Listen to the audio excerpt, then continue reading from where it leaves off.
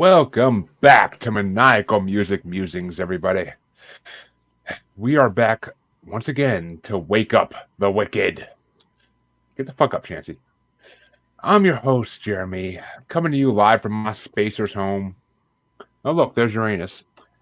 I've been baptized in blood on this planet by the Guardians as casted out as one of the sinners of the seven seas, and, it's a fun time, but what can I say? We don't want to be no saints here. That's not the way musers roll. My co-host, though, he has been traveling this Earth since 1589 on his bomber, the good ship Manatee. He even met Jonah Ark and just walked away the next day saying, Kyrie Clitorum. He runs with the evil dead, performing zombie ritual after ritual as his victims scream bloody gore. He likes to create new sin for old regurgitated guts that he has torn to pieces. Chancy motherfucking gripe. Hi. See, live, it doesn't have the same effect, I don't think. But welcome back to another episode, ladies and gentlemen. We are always proud to be back and give you more music to ponder over and be like, where was I when all this music existed? Oh yeah, I was paying attention to that pop shit. Answered. But once again, we bring a guest with us to talk music. And our guest tonight, been looking forward to this one for a while. Our guest tonight is Trent Gander. He's a freelance writer, blogger, and music lover. And when he told me how much music he listens to on a monthly basis, I had to get him on here because there's so much we could talk about. Trent, how's it going, buddy? It's going good. I've been looking forward to this. Yes, you have. And so I got to ask, what do you typically, I looked at your site a little bit today, but what do you typically like to write or blog about? So day job is writing in the outdoor firearms niche. So all the things from civilian stuff to military to law enforcement. It's all the science, all the data, all the numbers, all the wacky bullcrap that comes with the myth, the legends around weapons and things like that. But for my personal blog, it's mostly whatever comes to mind, whatever I find helpful for myself and other people. Right. That's being a gun writer. That's got to be interesting. It's great fun, but sometimes it's just money and work isn't there. And it's just like, come on, guys, you need this. Well, you should try to get a job with the NRA. There you go. That's security. Job security. Yeah, it's too much politics, though, unfortunately. Yeah. If the money's there, it'd be worth it, but the money's not there, it's not worth it for politics. I get that. It's one of those things. But yeah.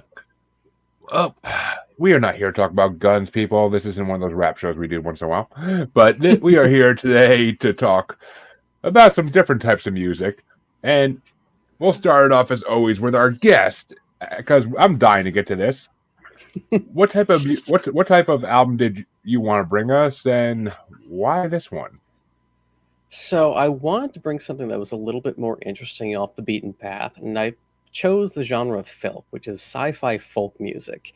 And the perfect example of this is the album Carmen Miranda's Ghost, by a conglomerate of musicians and singers.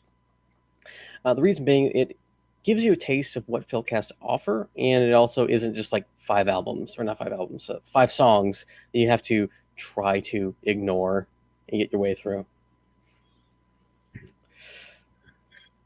Yeah, well, actually, you know what? I'm going to let Chancy give his review first, just because I'm in a giving mood tonight. Oh, boy, I'm looking forward to it. So, since you've already looked at the backlog and kind of checked things out and know kind of what to expect, I'm not going to be quite as nice as I am with everybody else. Safe words pineapple. Safe words pineapple. Fair. Speaking of pineapple, it really felt like somebody inserted it into my rectum while I was having to listen to this one. I thought that it was ball bearings laced in phalene wire, soaked in acid and coated in rock salt. But no, I'm only half kidding. it was really hard. It was rough. Like, honestly, there are only two things that I have listened to, as far as not even necessarily for this show, just in general, that were more difficult to get through than this. And I'm not sure if you've heard of it, but you might have, since Jeremy was saying how much stuff you listen to on a regular basis. It's called Everything at the End of Time. It's like a 6.5 hour, like, kind of an art project that's it's like a music audio type thing, and it's basically supposed to represent the stages of dementia or Alzheimer's. I've heard of it. And It's it very is understandable. rough to get through, and I made myself listen to it, and I was not okay after. And then the other one is my nuclear option that I always keep talking about for Jeremy, and I couldn't even make it through that. And this is like 3 on that tier list. It's the number 3 slot for me. But I never thought that I would get to this place. I wish that I had known ahead of time, so I would have just been like, oh, I see you're this and raise you that. But I got through it, and I got 5. I got a list. I got something. Well, to redeem on the half of my co-host statement, I mean, I personally, I have a soft spot for sea shanties because of Ailstorm. So, and because of Assassin's Creed games, I have a soft spot for sea shanties, especially when you're chasing them through a fucking village and it takes forever to catch one. But yeah, most annoying thing about the freaking Black Flag Rogue games. But I mean, I'm not gonna lie, I did not like all this album, but there were parts of it that I fucking loved. Like, there were parts of it that, I mean, I got 3 honorable mentions even, so I liked a lot of it. And I also, I'm a huge symphonic metalhead, as you know, so certain parts of this, like the lore of like the space and sci-fi part of it, kind of ties into a lot of the symphonic metal I love. I mean, Devin, I think his name, what the hell's his name? Devin Townsend, I want to say, for some reason. I think it's wrong, but he made an album about, Devin Townsend's right. Like his album about trying to find an alien, trying to find the best cup of coffee in the universe is like one of my favorite albums ever, because it's just fucking so out there and hilarious that that's the topic of the whole album. Like, so I kind of dug this. I mean, some of the songs were a little too fucking long, and I'm like sitting there like, is this over yet? Is this over yet? But other ones were perfect. I mean, I honestly thought they were all gonna be like the first 3 of them, and I'm happy when I first got this album that I clicked through it to find, because otherwise I was just gonna throw Ailstorm at this and be like, yep, I found her seat, it matches. But then I heard the rest of it a little bit, and I'm like, okay, this isn't all the same. So I'm like, let's gotta get a little more creative here. So I mean, I enjoyed it though. It was overall a good experience. I can't say I'd ever go back and listen to the whole album again, and none of it's on Spotify, so I can't even put like the ones I liked in my like list. But it is what it is.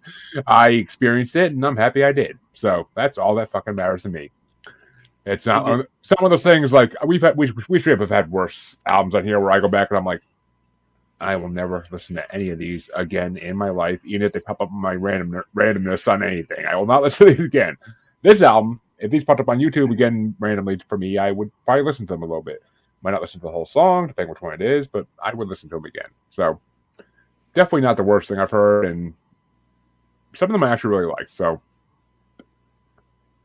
but I mean, I don't know, because it confused me. I saw the name of it first, and I was like, I thought that Carmen Miranda was actually like a singer or something. Yeah. Well, I mean, I looked her up and realized she was, and then I'm like, okay, is this an album by her? And then I'm like, no, this is not an album by her. This is an album by other people about her type of music. I'm like, what the fuck? I'm like, there was a mind warp at first. I'm like, what the fuck is this? Oh, yeah. That's Filk in a nutshell. Like, you don't know what you're getting. Some of it's absolutely amazing. Some of it's utter trash, especially people who are doing covers of things. And it's a little infuriating sometimes, because I'll be honest with you, I made sure I listened to the whole album myself before I sent it in. It's like, some of these are going to be rough, and some of them I listening to. But on the whole, I like I appreciate your understanding. Mm-hmm. After I said, I was like, I- oh, they're probably gonna have. I probably shouldn't have chose this one, but it's an interesting side of music that feels like that dive bar that no one knows about, but you want to bring a friend to be like, you should drink here. This is what you need in your life. Yeah, I mean, you dip your toe in the water a little bit, you know. See if it hurts. But Oh, it's hey, you see with albums like this, it's always funny because you're gonna have one of us loving it and one of us not loving it. That's always the way it goes with weird albums like this. Either I love it or Chancy loves it. There's never a thing like this where we both are like, it's amazing. Like it's one of our tastes or it's the others. It's never quite condescending like that. But what were your top five of it? Because I'm dying to hear what people's top fives are of this album because I didn't really know what to think even when I was doing mine. But should I start and just run down the list? oh, yep, you are the guest. You do it. You go first, of course. All right. So at the top of my list is Dawson's Christian. The reason I like it is because it builds a great world in a very little amount of time, and it's very catchy. It is the world's only in Dawson's Christian. It's not based off of any sci-fi book like some of the other albums within Filk are. This is solely in its own place. This is also the best rendition of it, which is kind of hard to believe. I've heard such crap renditions of Dawson's Christian from other artists, and this is not one of them. It's really hard to pull off the vibe. Second is Bomber. That is the first Filk song I've ever heard off of Rim Me Down Under video. So it's like, okay, let's check this out. Again, catchy, on top of the world. Spacer's Dilemma is, my note here says, who doesn't love a ridiculous space polycule? And the last, no, Space Hero is what they don't tell you about military recruitment ads of you getting the short end of the stick at every possible interaction. And my top five is One Last Battle, tugs at the heartstrings, at just a realistic love song in a really crap situation. And an honorable mention is Sam Jones, because I always get gut punched by that song. Yeah, definitely some similar. But Chancy, I'm dying to hear your top five that you pulled. Number 5 for me was Some Kind of Hero. Number 4 was Dawson's Christian. Number 3 was Spacer's Home. Number 2 was One Last Battle, and number 1 was Bomber. So for me, it was really number 1 and number 2 were kind of the standouts for me. Number 1 specifically because it sounded so different from the rest of the other tracks. And then One Last Battle because it sounded more different than the other tracks, but not quite as much as Bomber. And I still quite enjoyed, those two songs. But yeah, for me, it was more so just too much of it being similar. Like you could, and honestly, I'll get to the same thing when I talk about Jeremy's album too, and even mine when it comes to my turn as well for my album. It's just that with your album and Jeremy's album, there was a couple of times where you could skip through 3 songs and like play the song in certain parts and still have it like sync up, which in one way is kind of interesting, but in another way it's kind of like, wait, is this a different song? Yeah. I had to pay attention to that always. But see, I did have 3 honorable mentions for this because, like I said, I enjoyed this CD to a degree. And my honorable mentions were Spacer's Home because I thought it was a decent song. And actually, I'm sorry, I only had 2 honorable mentions. Apparently, I put my note as honorable mention. My other honorable mention was New Sins for Old. Because I like the theme of it, but my note for it literally says, "Stop whining. Your life sounds amazing." Right? Like your life sounds fun. Why? That'd be like being Boba fucking Fett and complaining because your life is boring. Like, come on. Like, my number 5 was Guardians because I love the fucking melody behind that. I love the voices in it. Number 4 was Dawson's Christian because, like I said, I love a good sea shanty. I actually made up a bracket of Ranker's best sea shanties. I mean, a lot of them are covers of classic ones from back in pirate days, even, but still, like they're all freaking good. And number 3, same thing. Good ship Manatee. I love a good sea shanty. So, I mean, and a lot of these songs brought me back to like a '50s feel. Like it brought me back to a, kind of like that music and Fallout type thing. Mhm. Like that's what they brought me. A lot of these brought me back to. Number 2 though was different. I mean, number 2 was Bomber. I freaking, like Chancy said, that song is the outlier in this album. And as soon as I heard that start, I'm like, is this a different album? I'm like, what the fuck? And it was just an amazing song. Like the guitar in it is fucking incredible. Like I was like enjoying the hell out of that song. But my number 1 is Sam Jones because Sam Jones is a phenomenal song. And you're right, it's a bit of a tearjerker. I mean, space is wide and good friends are too few. I love that line. I'm not saying it's a great song. I just didn't choose it for the top one for this one because it is a saga in and of itself. But I just couldn't be like, I can listen to this on repeat, unlike a couple of these other ones that I mentioned. I actually could listen to that on repeat, I think, because I like songs like that. Like Avantasia has a few that have the same basic message. So, but I mean, yeah, and that reminded me of a classic like space symphonic metal album. Like those lines, like that's classic. So, I mean, like I said, it was a good CD. There were definitely some of the longer songs I couldn't put in the list because I just couldn't do them. Like I listened to them once, and was like, yeah, I'm not doing that again. Not doing that one again. But it's that way with a lot of things. We have a friend in our brackets that gives us like 31-minute freaking Fish and Grateful Dead songs to listen to, and I wanna like literally listen to it like 15 minutes through. I'm just like, where's the fucking rope? Where's the fucking rope? But it's oh god, it's hell.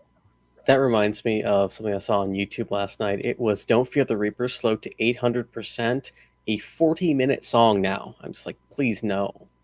It's a good song. It does not need to be 40 minutes long.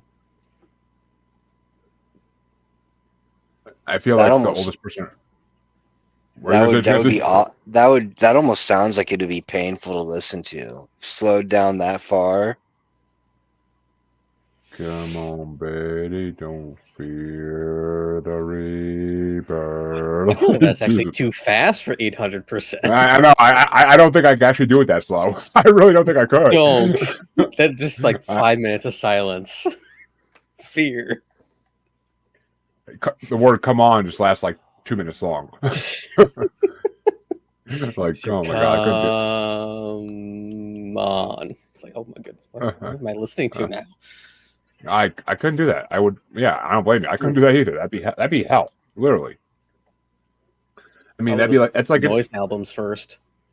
That's like some In-A-Gadda-Da-Vida. Like, yeah, it's amazing. But it's 17 or 18 minutes long or something like that, and it's just like, yeah, the guitar is incredible all the way through, but it's just after a while you're just like the episode of Simpsons where like Bart switches it with the hymn and like everybody's just like singing it like dying almost trying to keep up with it. I think those lengths of songs should be reserved for like your dark album, not dark albums. Brain's taking a crap after the whole day. Your ambient albums, where it's just like you're just there for some background noise, and your EP. You're not caring about the listening to the music. You're there to make sure it scratches that itch in the back of your brain when you do something else. Yeah, I mean, exactly. I mean, hell, I'm a fucking juggalo, and ICP did put out like an hour-long song called Freaky Tales based off the Too Short one, and it's literally just them for an hour talking about doing things to different girls. And like, I listened to it once, I never could listen to it again. Like, it was just, it's too long, and it's funny the first time, but I couldn't imagine it being funny a second time. I mean, it's been a decade. Maybe I could listen to it again and be like, all right. But I mean, I don't think I would ever put an hour towards that, like this day and age. Like, there's not enough time in the day for that. It's just, I don't know. Maybe on a long drive someday. But, Chancy, what album did you decide to bring us to listen to this day? Well, you know how it goes. You tell me what you guys picked, and then I went and hit repeat. Or shuffle, I mean. and happened to land on this one. I brought their last album previously, so I figured I would go back and bring the first album as a kind of a like a comparison and contrast to style and how it changed over the course of time. Recently, I was actually watching a documentary about this band, the band is called Death, and the album itself is Scream Bloody Gore. But I was actually watching a documentary about the band, and in the background for the music of the documentary, they had actually taken some of the actual music that Chuck had wrote and played it over like with a piano and other instruments to kind of bring out different aspects of the song. Because I mean, you can hear something being played over a guitar and be like, "Oh man, that fucking shreds," this, that, and the other. But then when you hear the same notes being played on a piano, you're thinking to yourself, "Holy shit, that makes it that much more difficult." And you learn to respect the compositional, process for that specific artist that much more. And I've always been huge in saying that Chuck Schuldiner was extremely underrated, even at the time, and not like people are starting to kind of come around and talk about it now, but for the longest, it was always just so underrated for such great stuff. Now, this, on the other hand, is their debut album. It's the first album. There are circumstances, kind of like with Trent's album and your album, Jeremy, which we will get to after this one,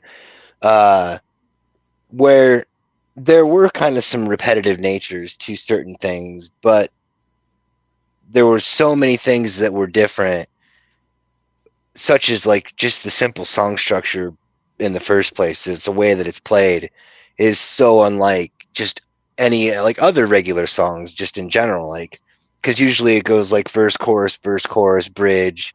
It's so much more segmented and broken up. You'll have like, first part for, verse one, chorus one, bridge, verse two, chorus two, bridge two, and just the whole structuring system is insane. But having said that, it's fucking Death. It's fucking Chuck Schuldiner. It's fucking Scream Bloody Gore. Zombie Ritual, motherfucker. What's up? And Trent, what did you think of Chancy's album? All right. So I must preface this that I do enjoy Death on other times. However, this one was a struggle for me to get through. Multiple times I had to remind myself that a song had changed and it was now a different song. But I managed to pull out a top 5 and an honorable mention or two. So at number Nice. 1, I have Denial of Life. I've had because it's an interesting introduction to the song, but then it goes into the same noise as the rest of the album. I don't mean that in a derogatory way. If I just had to listen to this while I was doing something else, great. I'd have a great time. Then we have Baptized in Blood, and alternating in the speed and lyrics, and I put a note here says it's almost like a struggling heartbeat, and I like that aspect of it. Oh, nice. That is, yeah. So then Zombie Ritual, it grabbed me more than the initial track of the song, and that was like the first one I put on my list. Then it's Mutilation. It broke up the monotony of the album, and it was upping the intensity that it had started with, and engaged me a lot more than the rest of the album did. And number 5 is Evil Dead. It feels more upbeat than the rest of the album, but I have to go into because the link that you sent had 10 songs, and the album version of this I found on YouTube had 12. So the 2 bonus tracks are my honorable mention, which is Beyond the Unholy Grave, which is the one I preferred, and Land of No Return. Oh yeah, so you ended up listening to like the remastered deluxe edition. Yeah. Oh, that's all right. That's cool. I can dig that. I was only intending for like the main album itself, so that way, because like some of those remasters and re-releases are like 3 hours long and can get pretty rough. Yeah, 100% good. Now, see, Chancy, I mean, you already know I do like Death to some degree. I do.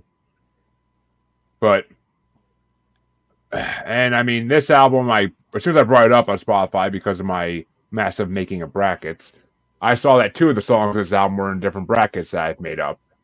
Those 2 being Zombie Ritual, which is I believe is in the best 80s metal bracket, and Evil Dead, I believe, is in a bracket I can't see the freaking name of because it's not big enough, but it's top 48 something. I don't know which one it is because I can't open it, but it's in one of the freaking brackets as well. So I mean, I knew this album was going to be something special. It was 2 songs I was going to hear eventually, regardless.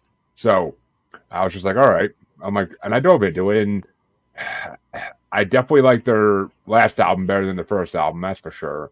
I mean, Scavenger of Human Sorrow is an eargasm, but and some of these songs are freaking incredible. I mean, I found 3 honorable mentions, so obviously I liked it.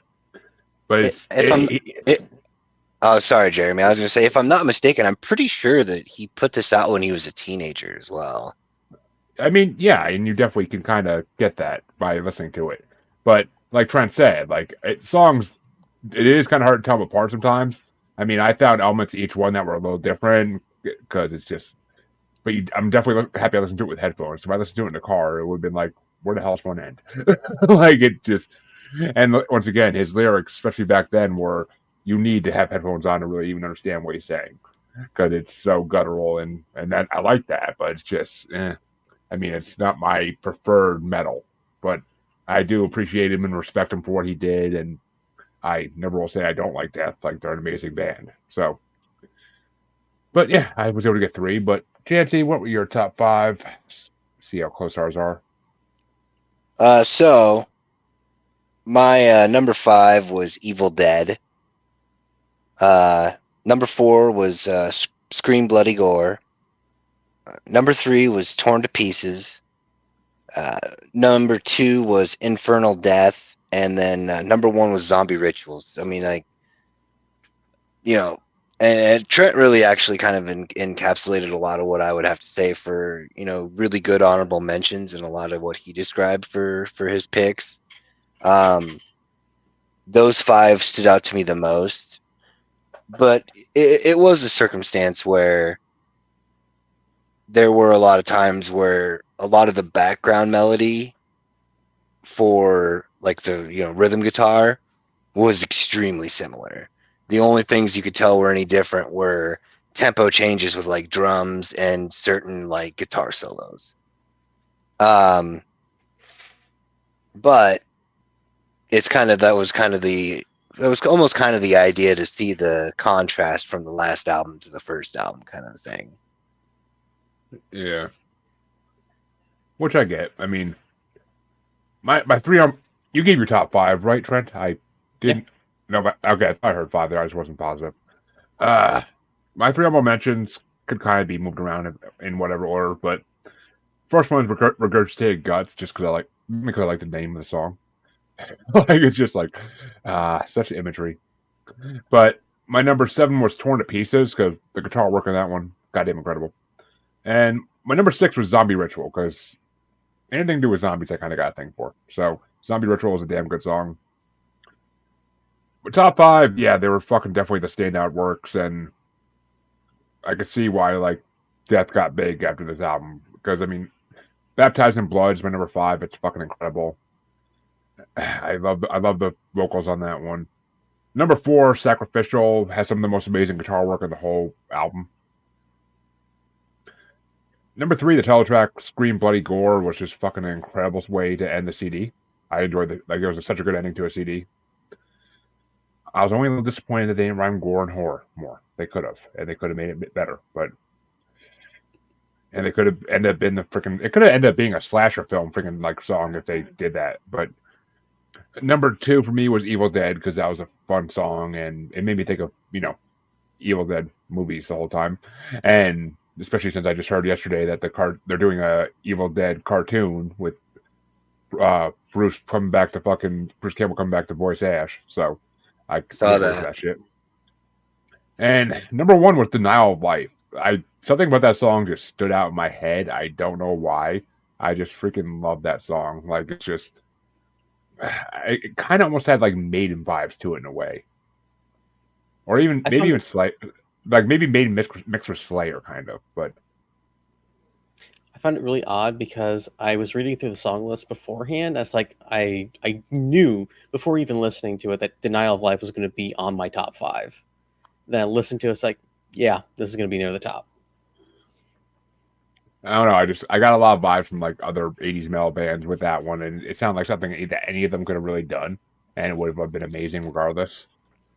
That's actually kind of how it all came to be with like, death metal with like Cannibal Corpse, Death, Venom, a lot of those, because it's really those kind of 3 bands that are kind of credited, so to speak, with the creation of the genre called death metal. You want And to put Lamb of God on that list? not for the creators of it, no. I mean, Lamb of God's Because been around a long time. not that fucking long, dude. Huh? I don't know. They're famous enough for someone who grew up really sheltered to know about them when he was a kid. So For sure. But I'm just saying, as far as like the bands that specifically started. Yeah. 94. They formed in 94. Oh yeah, I guess. I mean, this album came out in 87. And Venom came out even before that. And Cannibal Corpse was kind of in between Death and Lamb of God as far as formation, because Cannibal Corpse kind of got together and did their thing like early 90s, at least the origin story with Chris Barnes and whatnot before they got Corpse Grinder. Yeah. I mean, in the '80s there wasn't as many of these. That's for damn sure. And I mean that's a reason. I mean we'll see because we'll be doing a top '80s metal bracket eventually, and we'll see who's on it for and who could actually represent possibly a death metal origin of some kind.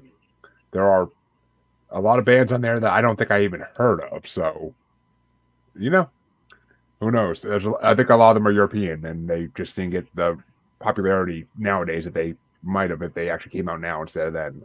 But no internet and shit. But yeah, I mean, it's Death. I can't complain about listening to Death ever. It's fucking amazing. Well, I'll be hearing more of it in the future. I already know that, so I can't complain. But I guess it's time to lay Death to rest because it's time to go on to the last CD of the night, which I got your album, Trent, and I'm thinking about like what I want to bring, but it just so happened that a certain album came out like a week before I was talking to you about what album you picked, and I was like, you know what? I said to myself when I found out months ago this was coming out that the week this comes the fuck out, I am bringing it onto the show because it's not often that artists I love put out new albums since we started the show. So I'm like, I have to bring it on right away. So I was like, all right, no matter what I'm like, I pretty much was going to do this no matter what you brought, but I brought on Powerwolf's "Wake Up the Wicked" because it literally came out the end of freaking July. I think July 26th maybe was the date, and it's the newest installment in what is being described as a metal religion in a way. I mean, Powerwolf is basically turning into a metal religion with the following they're getting, and America is their American following is growing so fucking huge now since they started. Like, they're actually going to be in my area in September, and unfortunately, I don't have the funds or time to really go see them. I wish I'd love to see them live eventually because they're so fucking amazing, and their live shows look incredible. I watched one of the live concerts they did during COVID, and it was fucking incredible. And it was just they're such an amazing band, and I fucking love them. And I mean, I already went on about them in the show many times, so I'm not going to go too long on it. But just this album didn't disappoint me. I mean, there's hit and miss tracks. I'll get into some of that in my top 5, but I mean, it's Powerwolf. Nothing they ever put out is going to be horrible.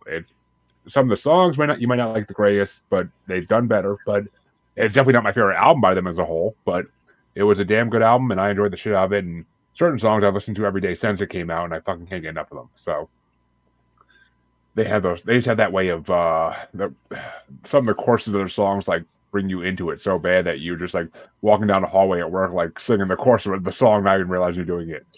Like it just gets stuck in your fucking back of your head. But I'll get to that in a bit. What did you think of Powerwolf's album, Trent? Well, I'm actually really happy that you chose it because I was watching some of the backlog and it's like I really hope it's either Powerwolf and not ICP because I don't know if I could get through one of their albums. But I enjoyed it. Like Chancy said, there is some repetition where sometimes you kind of forget which it is, and there is something that has to be said when a band can maintain its sound through multiple songs. I just don't want them to be multiple songs in a row. That makes me think of Red Hot Chili Peppers, and there's a reason why they're not on my lists of music to listen to regularly. But starting off at number 1, Heretic Hunters. Really enjoyed it. I play a lot of Paladins and Half-Casters in D&D, and it just fits the vibe. Really enjoyed it. Sinners of the Seven Seas feels the best balance of all the vocals and lyrics with the music as well. It feels very personal. Vargamore, I'm probably pronouncing that horribly. It gives me the folk tales feeling that I really enjoy in a lot of my music, and it feels very high fantasy. 1589, absolutely catchy, with a Bowling for Soup soft rock undertone that was very appealing. And lastly, Joan of Arc, and I have here in my notes, it feels like the metal version of a kid's docudrama, and I'm here for it. I like that. I actually like that. I had my own notes about that song, actually, but I kind of want to hear what Chancy's review of this Powerwolf album, since I think he said sit through 3 or 4 of them now, so... So much pain! Hey, save your tears. It's a waste of good suffering. There's only pain. So, I mean, honestly, it was pretty rough. I mean, Trent said it pretty well that there's so much circumstances. I was saying, like, there was a good 2 or 3 songs that I skipped through, and it just, you couldn't tell that I had actually done anything. Like, it literally just felt like I'd skipped forward on the same song. But I, skipped from track 3 to track 4, 1/4 of the way into, half of the way in. But, I was able to get 5, and there was a couple of things that I did enjoy as far as like things that I pointed out on my picks that were really good as far as like guitars and stuff like that. I'd say as far as like my official opinion though, I'd say it's pretty mid, like super mid. Oh, like I said, it's not my favorite album they put out. I mean, the first album I brought on of theirs in the show is definitely the best album they ever put out. Sacrament of Sin. That definitely is the best album they put out. It's just grade A from start to finish. It doesn't, and the songs are all sound so different. I mean, it was their prime, I think, and I don't want to say they're getting to be like Maiden or one of those bands where like their albums sound like very similar now, but I think I don't know, it's power metal. Power metal sounds like power metal always. Like there's not that many differences you can go with it if you're going to stick to your genre. Which, I mean, when you have power in your freaking name, where are you going to go? It's got to be about werewolves or it's got to be power metal. Like Powerwolf. What else do you expect? Like what else do you fucking expect? Like I mean, this album I had mixed feelings about. I really do, and it's funny because Chancy's the one who told me like, hey, Powerwolf has a new album coming out in a couple months. Like, because he happened to see the video on YouTube, like for like $15.89, and he told me that. Like, I went and looked up the video, and I was like, this video is fucking fantastic. Gave me such high hopes for this album, and I was just, little disappointed. Little disappointed. I'm not gonna say majorly, but I've had worse disappointments in music. That's for damn sure. But my honorable mentions are more for they're all for different reasons. Number 8, Kyrie Clitorum. I freaking love that song because there's like a hidden meaning behind it. And I mean, this is also a band that did a song called Resurrection by Erection, so it's not unlike them to do this type of things. But I actually looked it up today and I found out that Kyrie means Lord or Lord have mercy. So it's basically saying, Lord have mercy, clitoris. Like, because Yeah. clitorum is German for clitoris. So I found that fucking hilarious. That was what the song was about. Like, it's right up their alley. Resurrection by Erection. Their song about Venom of Venus. Like their songs, they have very entertaining songs with sex emphasis behind them, like a lot of power metal bands. So I fucking had to put that on there for that reason. And then Viva Volgata, which I thought was gonna be another one like that, but when I looked up, I realized that wasn't really it. Viva Volgata just kind of meant it was like what they called the Bible when they first started putting it like in the black leather bindings. So I love when they do religious historical stuff because I hate organized religion. So I like when they like hate on religion in their songs, and Viva Volgata right up that alley. And then I had to put Joan of Arc at number 6 because I loved it, and it's that history element again. But this is where I had to complain about it because they did a song in their last album called The Wild, called Sermon of Swords, and it's Joan of Arc is literally the same guitar, drums, and keyboard as Sermon of Swords. Literally the same. You could take the lyrics out of one and you'd hear the other. Like it's literally the same thing. The whole time I'm listening, every time I listen to it, I'm like, why do I feel like I know this song before it came out even? And then I'm like, and then it hit me today. I was like, oh, it's Sermon of Swords because I'm like singing Sermon of Swords while I'm listening to the music, and I'm like, that's what it is. That dun dun dun dun, like that fucking drum beat in the back. That's in Sermon of Swords too. So like it's just it pissed me off though that they reused the fucking sound, but whatever. My number 5 was Bless Them with the Blade because it was a great opening track. It's a classic Powerwolf track about basically them killing some ancient war. I mean, they've done them a bunch of songs like that, and Bless Them with the Blade just holds up to that legacy. And it's kind of a badass thing. Like it should, I almost think they should put that in an Assassin's Creed game. Like not the song, but that phrase, "Bless Them with the Blade." Like it's perfect fitting. But my number 4 was the title track, "Wake Up the Wicked," because it's just a pure, amazing power metal anthem. And I mean, the drum guitar duo about 2.5 minutes in is fucking incredible. So I fucking that made me have to put it down as well. My number 3 was "Sinners of the Seven Seas" because I love pirate metal. I love Ailstorm, and that "Sinners of the Seven Seas" kind of remind me of pirate metal, and that's not something Powerwolf does really usually. So I kind of enjoy they went to that route a little. And my number 2 was "We Don't Want to Be No Saints," because whenever you have a chorus of children singing your intro to a metal song, it's always going to be good. It's going to be a good song because somehow it just sets it off right. Because it's almost like creepy in a way. It's almost like Children of the Corn, Black Eyed Kids type thing. So and then it reminded me a little bit of that song off their last CD, Unsainted. Like it kind of reminded me of that a little bit, like the beginning at least. But so I did. That's the reason I love that song. And then my number 1 had to be 1589 because it is the catchiest fucking. Every album they do has at least one song on it that's so catchy you can't get out of your head. Resurrection by Erection is one of those. But 1589 is just like I find myself walking down the hallway all the time where it's just like 1589. Like and the video is amazing. I mean, whenever they do anything about like people hunting werewolves, it's always an amazing lyrics. It's always an amazing track. So had to be number 1. Had to be. I had a feeling from the beginning it would be.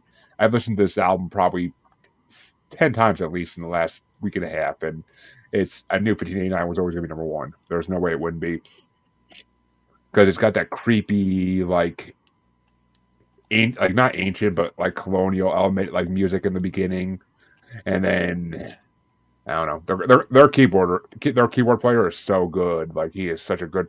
He can play keyboard, piano. He's such a good fucking artist to have in your fucking band. He's so good at what he does. And he's a creepy looking motherfucker. Like he should be he looks like a freaking priest in a horror movie always. Like he's a creepy looking motherfucker. But Chancy, what were your top 5? Well, number 5 for me was 1589. Number 4 was Heretic Hunters. Number 3 was Vargamore. 2 was Thunder Priest. And number 1 was Wake Up the Wicked. Yeah, Heretic Hunters was not a bad song. I wanted to put it on my list, but I didn't want to pull a Jeremy and just take the whole album and rank it because I didn't want to do that. I didn't feel this album really deserved it, so I didn't want to do that. But Heretic Hunters was a pretty decent track. I couldn't get into Vorgarada or how the hell you pronounce it. I just couldn't get into them because I love mythical rock. Like I brought Windrose on a couple weeks ago for God's sake. So I love that type of rock, but that D&D dwarves elves rock, I freaking love that shit. But I just couldn't get into them doing it. They don't usually do that type of stuff, and I just couldn't get into them doing it. It's not their MO usually. But yeah, the rest of them. How's 1589 your number 5? That song is so good. It was all right. I don't know. I think Attila outdid himself in that song. It's funny because the last time I brought this band on, we actually had a author on who writes werewolf books. That's one of the episodes you listened to, isn't it? I'm guessing that was the first one I listened to. I was like, man, of course he's gonna. I heard Power. It's like, oh yeah, we're gonna go into it now. Oh, actually, yeah, I do remember now.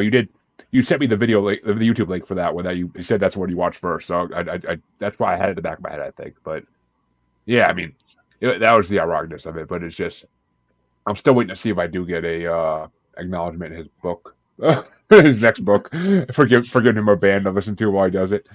But what can I say? It's not Powerwolf's best. There are other albums by them I could have brought on that I would have liked a lot better, but it's a new thing. I had to bring on the new album. I had to. I think it's the first album I ever brought on that came out in the same year I brought it on. So I had to break another cherry. But folks, we talked about these albums 3, and we hope our guest Trent had a good time as always. Oh, I had a great time. Glad to hear it, and we'd love to have you back on sometime. Maybe we could even, because as you're talking to me before we went on camera, or on recording, maybe we could do a rap one next time or something. see where else in the spectrum you go. But I can tell you that the Starbreaker by Judas Priest and Built for Speed by Motorhead have the exact same bass line. Well, a lot of metal songs have the same bass lines. No. Intro pitched up by 1 octave. All right. He's right. I assumed he wasn't right, Chancy. I assumed. Someone doesn't make claims like that unless they know they're right, usually. They don't ask especially the question if you don't know the answer. But we'll have to get Trent back on again to bring some other form of music, some other genre on, maybe. I don't know. We'll see where else we could take it. But Trent, where can they find your writing, your blog, if they want to find it? Well, you can find me on WordPress at the Gentleman's University of Manliness, which was I love that name. Old project. It was an old project. I still love it. I'm never going to get rid of it. So if it suddenly disappears, they got me finally. The Gentleman's University of Manliness. I fucking love it. It's such a play on words.